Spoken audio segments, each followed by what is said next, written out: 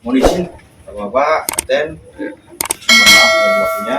Sebelumnya perkenalkan Cap, dari nama saya Andi Nugroho dari MBP Kelanis Cap, ya, anggotanya Kapten Denny. Pada siang hari ini Cap, ini ada sosialisasi mengenai JSA, Society Analysis, proses sandar dan keluar tongang di Jeti Batubara Kelanis, gitu ya Cap ya? Iya. Nah, karena apa? Dari semenjak dulu kasusnya Triple 2 yang apa itu terlipat itu kan di JTPEC, beritanya menyentuh Jadi sampai sekarang juga belum diperbaiki itu. Mungkin udah 2 bulan, 1 bulan yang lalu Cap. Dari semenjak pasca itu ada dari pihak Ada Indonesia mengeluarkan arahan untuk kita sebagai sifatnya membuat JSA, yaitu ada judulnya proses sandar dan keluar tongang di Jeti Batubara Kelanis Cap. Ini ada beberapa proses pekerjaan Cap, yaitu sebelum sandar. Yang pertama adalah proses pemanggilan takbut untuk anchor up ya Cap. Biasanya dari pot kapten juga memanggil apabila persiapan mau sandar, dipanggil. Nah itu pada proses itu ada terdapat bahaya K3L-nya Cap. Yang pertama tali shock and towing terbit propeller Cap ya. Untuk pengendaliannya nanti ada di sini, ini bisa di print aja dari pihak kapal ya Cap, biar mempersingkat waktu. Berikutnya adalah top bahaya K3L-nya adalah tubrukan dengan kapal-kapal di sekitar kolam berlabuh di area. Iya.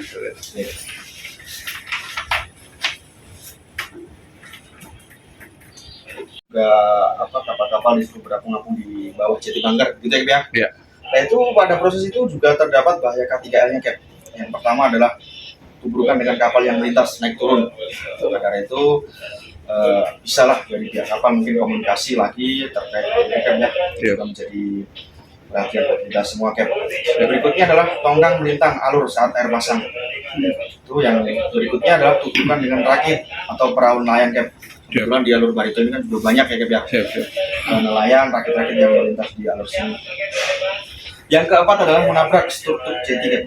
Nah ini yang case mungkin 2 tahun yang lalu Cap, terjadi ada kapal lupa saya namanya, kalau nggak salah Tegung atau apa itu, menubruk jeti bangker Cap.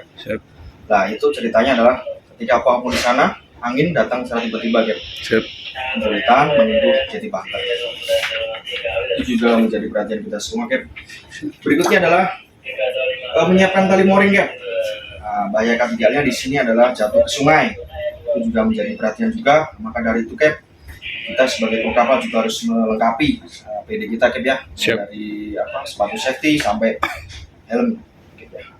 Berikutnya adalah jari atau tangan terkilir Cap saat menyiapkan tali mooring. Nah, itu juga riskan juga Cap ya. Jadi minta tolong tetap menggunakan sarung tangan dalam menyiapkan hal seperti itu Cap. Berikutnya juga ada bahaya K3L-nya adalah tersambar petir Cap ya. Itu juga termasuk bahaya K3L di area Sungai Barito Cap. Untuk di sekitaran jeti Cap itu sudah dipasang juga penanggal petir ya Cap ya. Tapi tidak menutup kemungkinan juga Cap, yang namanya alam ya Cap ya. Iya betul. Tetap kita jaga-jaga juga untuk mengatasi hal itu. Yang keempat adalah takbut dan tongkang proses sandar ke jeti Cap. Itu bahaya K3L-nya adalah menabrak struktur jeti Cap. Jadi pada kemarin itu waktu proses sandar 3 mereka sudah selesai sandar, sudah loading juga mungkin 2000 ton sudah loading. Nah, karena waktu proses melambung beliau terlipat, ya akhirnya tali lepas semua, akhirnya tongkang itu hanyut menubruk jeti.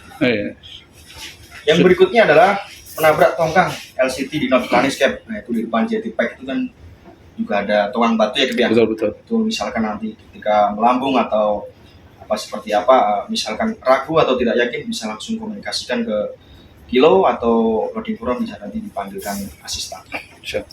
Yang kelima adalah pemasangan tali tambat Cap. Nah ini juga ada bahaya K3L-nya adalah jatuh ke sungai. Itu juga menjadi perhatian juga bagi kita semua. Yang berikutnya sama seperti tadi, jari atau tangan terjepit tali. Itu juga saat pemasangan tali tambat. Berikutnya Cap ada snap back zone Cap. Juga menjadi perhatian juga ya Cap ya. Meskipun ini yang paling berat juga di darat Cap ya, mungkin yang paling sering terjadi, tapi tidak menutup kemungkinan juga di kapal juga harus berhati-hati dalam hal itu. Berikutnya juga tadi sama tersambar petir. Dan berikutnya yang keenam adalah mengatur posisi tongkang siap untuk dimuat ya. Yang pertama adalah tongkang terbuka. Berikutnya adalah tumpahan batu bara. Tumpahan batu bara ini seperti kisah kemarin KSA 108 kalau nggak salah. Jadi KSA 108 itu mereka conveyor itu lalu keluar sehingga tumbah kabel apa itu juga menjadi bagian. Apabila terjadi hal-hal seperti itu bisa langsung dikomunikasikan. Proses yang ketujuh adalah takbut berikat pada sisi kiri bintang tongkang, yaitu setelah lambung gitu. Itu bahaya juga sama, tali tongkang terbelit propeller. Yang kedelapan adalah takbut persiapan keluar jetty cap. Nah, ini ada bahayanya adalah tali second towing terbelit propeller, sama seperti tadi cap ya. Yang 8.2 adalah tabrakan dengan kapal lain. Nah, ini juga riskan juga hal seperti ini. Yang terakhir adalah proses putar dari jetty cap. Nah, ini juga bahayanya adalah tabrakan dengan rakit-rakit nelayan. Itu juga menjadi perhatian kita semua. Dan yang berikutnya adalah kulitan tongkang mengenai jetty ketika saat melambung. Dan yang terakhir cap, ini juga ada bahaya menabrak kapal lain cap yang melintas dari bawah maupun dari atas. Nah, itu nanti bisa komunikasi lagi dengan kapal-kapal yang melintas di alur tersebut. Biasanya kalau bukan keluar, biasanya yang dari atas didahulukan ya cap ya. Itu di lapangan. Mungkin itu cap mengenai JSA analisis cap. Untuk pengendaliannya nanti bisa di print ya cap ya. Mungkin itu cap ya mengenai JSA proses standar dan keluar tongkang di jetty batu bara Atlantis. Apabila ada salah kata cap, saya mohon maaf yang sebesar-besarnya. Assalamualaikum warahmatullahi wabarakatuh. Bisakah saya bertanya? Boleh? Mau tanya tentang tadi kan perlintasan rakit. Yang utama tentang rakit. Kira-kira bisa nggak saya langsung mutar di bawah jetty lama? Langsung mutar dari kesot dari jetty, langsung kita mutar, menunggu sampai rakitnya kira-kira di sini lah. Kira-kira itu bisa nggak diizinkan sama Adaro? Karena demi keselamatan juga, karena tadi kan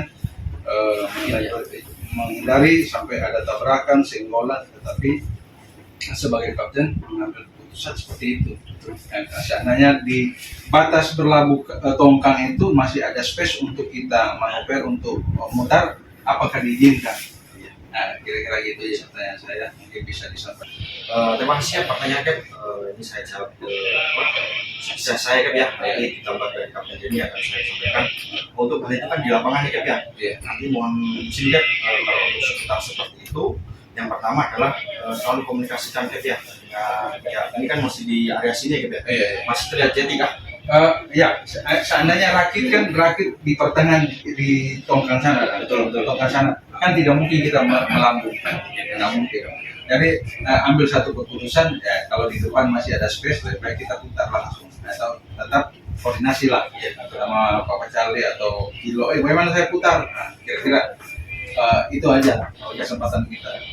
Nggak apa-apa cap. Jadi sekiranya ada space atau apa sampai melambung tidak masalah. Yang penting yang pertama itu komunikasinya dulu. Soalnya apa ya cap? Kita disediakan langsung dari jadi komunikasi dengan hal-hal itu sudah bisa dikomunikasikan dengan Kilo. Mungkin Kilo kan tidak melihat secara langsung ya cap. Tapi nanti pasrah ke pihak kapalnya juga. Apabila ada space ya, lebih bisa melambung. Gitu aja ya gambarannya. Terus tadi saya tambahkan juga ini yang ketika melambung di setelah loading itu kan juga sering juga ya terkadang dari atas kapal yang sudah itu kan kalau takut mungkin cuma rakit cuma rakitnya kemarin kalau nggak salah baru datang juga ya mungkin bisa ditanyakan. Kalau kita di lapangan kan kayaknya nggak bisa itu yang pertama komunikasikan lagi atau dekat misalkan ada space atau masih longgar bisa yang dapat saya jawab ya. Mungkin ada pertanyaan lagi mengenai JSA ini cap. Ini kan mungkin yang lain ada tambahan sudah cukup ya.